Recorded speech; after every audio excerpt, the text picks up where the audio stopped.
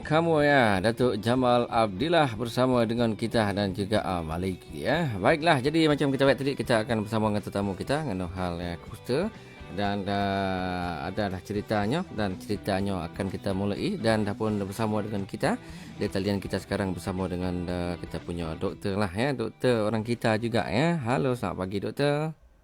Selamat pagi. Akhirnya kita bertemu lagi ya. Dulu tahun bila? 2 tahun lepas ke setahun yang lepas Dua ya? tahun lepas, 2 tahun lepas. dua tahun lepas sebelum COVID Sebelum rasanya. COVID ya. Okey, itu dia ya. Mm-mm. Buat kawan-kawan kita, nampaknya kita bersama pagi bersama dengan Dr. Syamsulia, iaitu selaku pakar perubatan ya, kesihatan keluarga KK Bandar Tun Razak ya, Rompin Pahang. Ada kalangan masyarakat orang kita, doktor di Pahang ni ya, belah kita ada seorang ya. Seorang ke ada 2 orang doktor Pak Nahu ni? Ada lagi ke selain Ya, doktor di Pekan ni, doktor orang kita? Kalau kalau ada si pekan tu, uh, kam Pak Naho rasanya kam seorang saja. seorang aja Tapi ya. kalau ada belah Rompin Eka, ada seorang lagi. Ha. Budaknya orang Kuala Rompin. Lepas tu sebenarnya orang kita ni ramai dah hak jadi doktornya. Cuma Hmm. demo ni low profile lah. Low profile ya. Itulah kita nak Mm-mm. berkenalan juga dengan doktor-doktor kat Pekan ni. Pak Kenal demonya. Okey, baik Mal- doktor ya. Baik, kita nampaknya kita teruskan dengan orang kata tajuk kita untuk hari ini itu penyakit kusta. Apa yang anda perlu tahu ya, penyakit kusta. Macam-macam penyakit kusta warna putih tu ya. Kalau banyak di badan tu, itulah Mm-mm. dianya. Baik, jadi kita lengahkan masa buat kawan kita mendengarkan pagi bersama Dr. Samsulia ya. Itu orang apa ni, sama doktor orang kita lah ya. Orang kata mudah nak tanya apa-apa, dan kali ini kita akan orang kata untuk pagi soalan-soalan kita ya, kita bertanya mengenai tentang penyakit kusta lah ya, biar doktor sendirilah hak orang kata terangkan ya apa itu penyakit kusta. Silakan doktor. Baik. Penyakit kusta Eka akan merasakan kalau dia belah rompin dengan pekan ni ada setengah tu dah nahu lah apa Mm-mm. dia penyakit kusta. Tapi penyakit kusta ni dianya penyakit berjangkit hak dok lama dah. Ada Mm. setengah orang tu demo 4 berapa jam penyakit ni. Sebab Mm-mm. dia penyakit kusta ni penyakit berjangkit yang disebabkan oleh Mm-mm. jangkitan kuman lah kita kata. Kuman dia kita panggil Mycobacterium leprae. Lebih kurang sama dengan kuman TB gitu dianya. Dan Mm. kuman ni bila kita dah kena jangkit kan dia ni memberi kesan pada kulit kita dan Mm-mm. juga saraf kita, terutama sekali saraf hak de bahagian kaki, tangan, lepas tu bahagian muka, bahagian mata lah. Jadi apa yang berlakunya bila kita dah kena dijangkit ni kan, Mhm. dia menyebabkan tompok-tompok pada badan yang setengah orang dia ingat macam kena korap, kena panau. Dia Mm-mm. tompok-tompok kadang kalau orang kita tu tompok dia akan seakan merah-merah sedikit Mm-mm. dan juga tompok macam putih, macam panau. Mhm. Tapi sebab kuman ni tadi kan dia dah orang kata ganggu fungsi saraf kita, Mm-mm. jadi menyebabkan tompok pada badan kita tadi, Mm-mm. dia hampak rasa gatal dan kalau doktor cocok kan dia hampak rasa tajam. Kalau rasa tajam contohnya macam Mm-mm. kita cocok lidi tajam, dia Mm-mm. hampak rasa sangat. Sebab dia dah Mm. ganggu fungsi dari rasa sakit kita dan rasa panas. Jadi Mm-mm. kalau dia kena pada saraf kita kan, kalau saraf dekat bahagian tangan, kaki Mm-mm. itu. Mm-mm. Orang kita ni kan kerap masuk hutan, Mm-mm. orang kata mengamu barang hutan, pergi Mm-mm. memburu. Mm-mm. Kadang-kadang demo ni pakai selipar, terpijak duri ke, terluka, tergeser ke, dia Mm-mm. nampak rasa sakit sebab Mhm. kuman ni tadi telah merosakkan deria rasa sakit dia, rasa panas dia sudah kurang. Lepas tu kalau Mm. macam contohnya ada setengah pesakit kan, Mhm. demo ni kalau pegang kuali periuk kerek panas Mm-mm. tu, dia nampak rasa sakit panas, nampak rasa dah. Mhm. Oh, kira Ah, bukanlah sebab dia mau cerita, dia mau kebal. Bohong ya. bohong wah, dah kena Hmm. jangkit. Kemungkinan besar lah, Mm-mm. mungkin disebabkan oleh Costa Eka. Sebab ada Mm-mm. lagi lah penyakit lain yang boleh menyebabkan dia kurang dari rasa masalah saraf itu. Tapi Mm-mm. antara yang kerapnya, kalau orang kita ni Mhm. memang kita suspek kusta dululah. Mhm. Mm-mm. Itu dia. Itulah maksud buat kawan kita penyakit kusta ya, bukan ilmu kebal. Sebutan Mm-mm. wet empat bisa tercucuk jarum, tak bisa tercucuk duri pelepah sawit, tak bisa. Tapi depan ada mungkin penyakit-penyakit lain ya. Okey, Ya, doktor ya, bagaimana ianya boleh menyakit orang? Kusta ke ya. berjangkit ke apa ke? Silakan doktor. Dia ni boleh berjangkit. Nama lagi penyakit berjangkit kan. Mhm. Jadi cara dia berjangkit tu, dia ni kuman ini, dia berada dalam hidung, dalam mulut kita, lapisan dalam hidung kita tu. Jadi bila mana seseorang tu mengidap kusta, kan dia mengidap penyakit kusta ni, dia bercakap, batuk, bersin, dan orang kita ni berkaraoke nyanyi kan, hawa nafas dia tadi kan lembab. Jadi dia ada dalam hawa nafas lembab dia tadi, kuman ini. Jadi kalau ada orang yang duduk dekat kan, biasalah orang kita kan melepak berkaraoke, mesti berapat-rapat kan. Betul. Jadi kalau kawannya tadi ataupun teman rapat yang duduk dekat dengan dia terhidu nafas hawa dia tadi kan, yang ada kuman kusta, dia boleh masuk melalui hidung kita, melalui mulut kita. Tu antara cara yang biasa kita boleh berjangkit lah. Ada lagi satu caranya, contohnya macam kalau kita jumpa pesakit kusta yang dah tahap, orang kata tahap dah teruk kan, dia punya kuman tu kena pada badan dia, dia ada berkudis-kudis, berair-air. Kadang-kadang dekat bahagian kudis air dia tu, dekat bahagian tompok-tompok merah bengkak kudis tadi, di situ pun ada kuman kusta tu. Sebab itu mengapa kalau dia tersentuh lah, katalah orang lain tersentuh kudis dia tadi, ada kuman kusta tadi, Mycobacterium leprae, lepas tu dia hempak basuh tangan, dia pergi korek hidung, pergi gigit kuku jari, jadi dia pun boleh jangkit masuk dalam badan dia. Dia ada dua cara lah, melalui sisaran pernafasan. Lagi satu lagi, kita tersentuh kudis yang mengandungi kuman kusta tadi. Sebab itu mengapa kalau kami di klinik kan kami toreh di bahagian hak yang bertumpuk tadi lah, sebab di bahagian itu hak yang ada kuman kusta ni. Itu dia baik kawan kita baiknya. Jadinya kusta boleh berjangkit ya. Dia banyak orang kata dia berjangkit, rupanya dia boleh berjangkit. Baik, itu bagaimana kawan kita duduk ramai-ramai duduk joget tu, samalah itu ya. Dia hembus sebelah tu, hampir semua orang boleh juga ya berjangkit. Baik.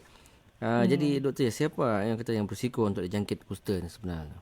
Orang muda ke, orang tua ke? Dia ada beberapa lah risiko untuk kita dapat kusta ni.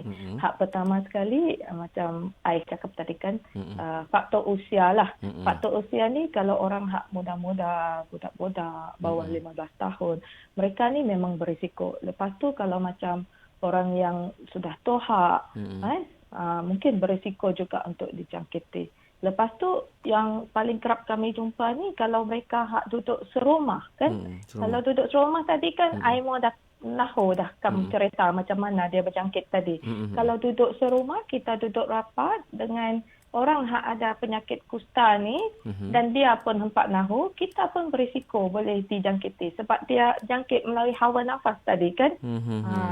Lepas tu ada juga macam kalau kita tengok kan di Pahang Eka lah, tempat kami bertugas Eka, di Pekan dengan Rompin ini, kami perasan yang orang kita hak paling ramainya. Kemungkinan besar ininya disebabkan oleh orang kata pengaruh keturunan, genetik juga mempengaruhi. Sebabnya genetik ini hak yang menentukan berapa kuat, berapa kebal badan kita tadi kan. Mungkin orang kita ni dia kurang kebal sedikit disebabkan oleh genetik dia tadi terhadap jangkitan kuman kusta. Selain daripada itu banyak jugalah dia punya faktornya ni kan, kamu nak berkongsi ni. Ada lagi satu sebab dia penyakit berjangkit. Jadi dia bergantung kepada kita punya ketahanan badan, antibody kita lah dalam badan kita Eka. Ada setengah orang, mungkin dia bukan orang asli, dia tidak duduk rapat sangat dengan orang yang ada kusta, tapi ketahanan badan dia kurang kan, antibody dia tidak kuat untuk melawan jangkitan kuman kusta ni. Contohnya pesakit kanser yang mengambil rawatan kemoterapi contohnya. Lepas tu mereka yang menjalani prosedur orang kata transplant organ kan dalam badan mereka. Jadi mereka ni ada ambil setengah ubat itu yang menyebabkan ketahanan badan mereka kurang. Lepas tu ada juga pesakit yang mereka ni makan ubat menyebabkan antibody badan mereka ni lemah. Jadi mereka pun berisiko untuk dapat jangkitan kuman kusta Eka. Itu dia yang antara siapa yang berisiko. Baik, doktor, kita berhibur dulu dengan lagu ya. Ya, Ya, silakan. okey. Itu dia. Baik, kita dengarkan bersama dengan lagu daripada Fish Allen, Joget Tahun Baru.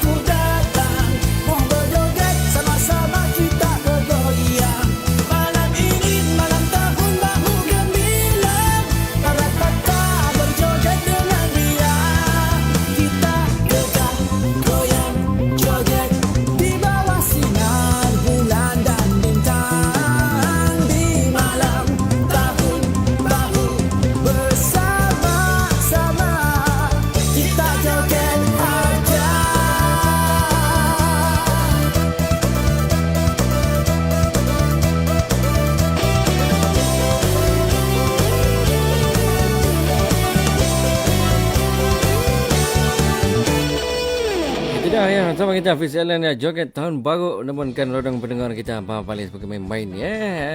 Kawan kita bahasa gagih kan, dia membantai joget ya. Masa tahun baru bukan main lagi ya. Okey, dengan itu kita kembali semula bersama dengan Dr. Samsulia, iaitu ialah kita punya itu ya, doktor pakar lah punya perubatan ya dan kesihatan ya. Baik, jadinya kita nak cerita kita tentang penyakit kusta. Kita kembali semula bersama dengan doktor. Doktor masih bersama dengan kita ke lagi? Ya, ada diseka. Ada sekarang lagi ya, hampa hilang saya baik doktor ada ya. Okey, kalau hampa boleh cakap tentang kusta. Okey doktor, kita teruskan dengan jadi sudah pun doktor kongsikan apa penyakit kusta, bagaimana dia berjangkit, siapa berisiko. Seterusnya doktor mesti orang tanya ya, apa yang boleh nak menyihatkan balik ataupun ya orang sebut ialah ya rawatan kusta kan sebenarnya. Silakan. Macam mana nak ngobatnya kan? Hmm. Aimo jangan risau. Mhm. Kusta ni dia satu penyakit berjangkit, hak kita boleh obat, hak boleh disembuhkan. Boleh. Kita ada rawatannya. Rawatannya Mhm. boleh dapat di mana-mana klinik kesihatan kerajaan yang terpilih Mhm. ataupun ke hospital jumpa pakar kulit. Hmm. Dan rawatan dia bergantung kepada tahap berapa teruk dah tahap jangkitan kita ni. Mhm. Kalau jangkitannya masih peringkat awal, kuman kusta tadi hempak banyak sangatlah daripada badan kita. Kan biasanya kami di klinik buat torehan kulit tu, kita ambil sikit air bisanya. Dalam air bisa itulah ada komannya tu kita tengok. Ada banyak mana. Jadi kita nak menentukan berapa lama nanti kita nak bagi obat, berapa banyak, berapa jenis obat hak kita nak bagi. Biasanya kalau hak jenis tahap awal lah kan kita panggil Pauci bacillari. Ini istilah perubatan lah kan Pak Nahu nak translate ke bahasa kita. Pak Le. Atau peringkat awal lah senangnya kita kata. Peringkat awal jangkitan kusta tadi. Biasanya kita makan 2 jenis obat dalam tempoh 6 bulan lah biasanya. Tapi kalau dah tahap orang kata koman tadi dah banyak kan, biasanya doktor kena bagi 3 jenis obat. Kemungkinan kena makan lebih lama lah. Dalam 8 bulan, 18 bulan ke 2 tahun tempohnya. Lepas tu, Kam nak kongsi juga deseka. Ya, rawatan kita ni kadang ada setengah orang sebab obat hak kita bagi tadi, bukan hempak dah kesan sampingan. Dia obat dia kuat. Jadi ada setengah orang tu mungkin dia boleh dapat kesan sampingan daripada rawatan kusta tadi. Walau bagaimanapun kita kena habiskan ubat dia, kena sembuhkan dia. Tapi ia makan masa lama lah. Ada setengah orang tu sampai lebih 2 tahun pun ada. Seminimum 6 bulan, mungkin ke 18 bulan, 2 tahun, mungkin ada hak. Lebih panjang lah. Dia bergantung kepada tahap jangkitan. Sebab tu kalau boleh, kita nak kesan awal. Sebab kalau kesan awal, obatnya 4 teruk benar. Makannya 6 bulan saja. Begitu. Patutnya pergi awal. Bila dah tahu ada benda pelik di badan, cepat-cepat bawa ke hospital. Ya, betul. Itu dia antara rawatan kusta lah ya. Baik, ya, jadi juga soalan kita antara yang terakhir untuk hari ini. Kesan orang kata kusta ni ataupun dalam bahasa orang kata komplikasi kusta ni sebenarnya, doktor silakan. Tadi awal-awal tadi Kam telah ceritakan penyakit kusta ni, kumannya tadi, dia memberi kesan pada kulit dan juga saraf kita kan, saraf dekat bahagian tangan, kaki dan mata. Jadi kalau kita start daripada mata tu kan, kalau orang hak kena kusta ni kadang-kadang saraf dia tadi telah orang kata rosak kan, jadi mata dia macam sepet. Sepet, lepas tu macam orang kena stroke gitu. Tapi dia bukan kena stroke. Dia hempak boleh tutup sepenuhnya kelopak mata dia tu. Kelopak mata. Macam orang kena stroke kan. Aimah pernah lihat kan orang nak pernah kena stroke tu, dia punya kelopak mata bahagian atas tu hempak boleh tutup rapat. Jadi ini menyebabkan bila dia tidur malam kan mata dia macam terbuka sikit. Jadi dia menyebabkan luka pada orang kata selaput mata, hak kita panggil kornea. Jadi boleh menyebabkan buta. Buta ni boleh menyebabkan buta sebenarnya. Sebab itu kalau mai klinik itu kami diseka, memang mata tu memang kita cek, tengok mata, okey ke hempak. Jadi dia boleh menyebabkan buta. Lepas tu macam tadi kamu kata dia boleh menyerang pada saraf bahagian tangan, kaki. Jadi demo tadi kebal kan, cucuk duri hempak sakit, pegang periuk, kuali panas hempak sakit kan. Jadi lama-lama luka berkudis tu kena kuman, nanti kudung tangan tu. Jadi kalau tahap teruk tu kita boleh lihat kan dia punya jari, kadang tu bahagian jari tu ada hak kudung. Lepas tu kadang dia punya otot-otot dengan daging-daging otot dia tu mengecut. Jadi menyebabkan dia punya fungsi tangan, kaki kadang lemah. Ada hak tengah tu macam orang kata terjuntai dia kakinya. Dia hampak boleh nak kontrol gitu. Jadi boleh menyebabkan cacat kekar. Kalau cacat macam ekar memang empak boleh disembuhkan lagi lah. Mm-mm. Memang akan jadi catat kekal. Sebab itu hak kita nak cegah tu empat kalau boleh kita empat nak lah orang-orang kita hak kena kusta ni jadi buta, tangan tu cacat, kaki tu cacat, empat boleh buat kerja, cari makan. Hak itu hak kita risau. Itu dia doktor ya, antara orang kata komplikasi ataupun kesan disebabkan kusta ke. Bahayanya dia macam-macam, kudung segala bendanya. Lagi satu ya, kena tambah lah. Boleh, sebab silakan doktor. Partner, kalau orang yang kena kusta, katalah kan, dia kena kusta, lepas tu dia empat pergi berobat ke klinik dengan doktor. Kusta kan empat boleh berobat dengan cara kampung, dia kena pergi jumpa doktor makan ubat.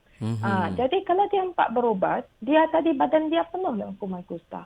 Jadi berisiko juga untuk dia menjangkiti ahli keluarga, jiran tetangga dia.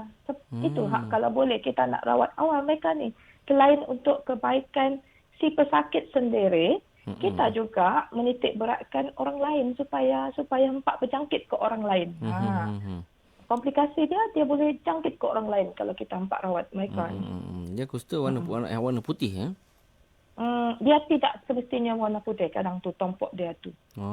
Ada hak merah-merah macam orang kata gegatal. Macam gegatal gitu. Tapi dia empat gatal. Sebab itu kalau ada masalah kulit, tompok-tompok, jalo-jalo ke, rasa macam panau ke, baik pergi buat pemeriksaan dengan doktor di klinik lah. Kita boleh periksa betul-betul. Itu dia. Jadi kalau kawan-kawan kita nak jumpa, nak pergi biar doktor pergi cek, pergilah ke doktor perubatan kesihatan keluarga. Boleh pergi situ orang kita? Boleh. Orang kita nak kenal doktor, orang kita ada kat situ ya. Okay, ya, doktor. Ada. Baik, terima kasih doktor. Mungkin lain kali boleh lagi kita bercerita mengenai penyakit-penyakit lain yang ada di kalangan masyarakat orang kita. Rasanya banyak lagi rasanya penyakit-penyakit yang mungkin macam-macam penyakit Okay, baik doktor, terima kasih sudi bersama ngomong di Asyik FM untuk pagi kah. Orang kata yalah ya, orang kata berkongsi benda amat bermakna buat masyarakat orang kita, khususnya dan amnya rakyat Malaysia naknya. Okey, doktor, kita jumpa lagi di hari dan masa lain. Ya. Mungkin ada pesanan kepada pendengar-pendengar Asyik FM kita. Salam. Okey, jadi nak bagi salam. Salam. Okey. Kalau boleh kan orang kita ni, nak pesan kita ni seperti juga bangsa lain, kita juga berisiko untuk kena penyakit. Jadi kalau empat sehat tu datang ke klinik buat pemeriksaan lebih awal, jangan tunggu dah berobat kampung empat baik baru nak pergi. Kalau boleh orang kata kita pergi berobat dulu, cek dengan doktor, tengok apa penyakitnya. Kalau doktor empat boleh rawat, baru kita cari bomo kita. Betul. Dia ada cara Jadi mohon jaga kesihatan lah. Kalau kita empat jaga sendiri, siapa lagi nak jaga lagi badan kita kan? Betul. Dia antara dua lah. Jumpa bomo ke jumpa doktor ya. Apa orang kata, pergilah jumpa doktor dulu. Okey, itulah doktor. Baik, terima kasih doktor dengan peringatan tu. Harap kawan kita fahamlah maksud dan sampaikan oleh doktor ya. Okey doktor, jumpa lagi hari dan masa lain. Ya, jumpa lagi. Okey, bye-bye. Itu dia yang bersama dengan doktor. Bersama dengan kita Dr. Samsulia. Itu selaku orang kata pakar pakar perubatan bukan calang-calang pakar perubatan kesihatan keluarga KK Bandar Tun Razak Rompin Pahang. Jadi kalau nak jumpa doktor tadi, doktor dah sengih kata boleh dia kata ada penyakit kulit ke, penyakit apa ke, kadang-kadang kita ni badan kita macam-macam, ada penyakit garuk-garuk, rasa benda gatal mana pula rupanya penyakitnya. Okey. Jadi itulah untuk hari Ika, kita punya orang kata hal cerita kusta lah. Dan mungkin kawan-kawan kita kalau ada cadangan pendengar Asyik FM mungkin nak tahu penyakit-penyakit yang lain yang boleh dijawab oleh doktor, mungkin semua boleh PM Momo ataupun boleh WhatsApp Momo, mungkin tajuk ataupun soalan apa yang Momo nak tanya kepada doktor. Mungkin pada minggu seterusnya Momo akan bawa soalan-soalan Momo tu mungkin kepada doktor yang pakar dalam bidang tu. Okey. Baik, jadi terus lain Asyik FM Moina Moi, segmen kita Mahir Asyik untuk sebelah pagi kah. Dengan itu Dementri kita teruskan dengan tajuk lagunya Kekasihku. Damai.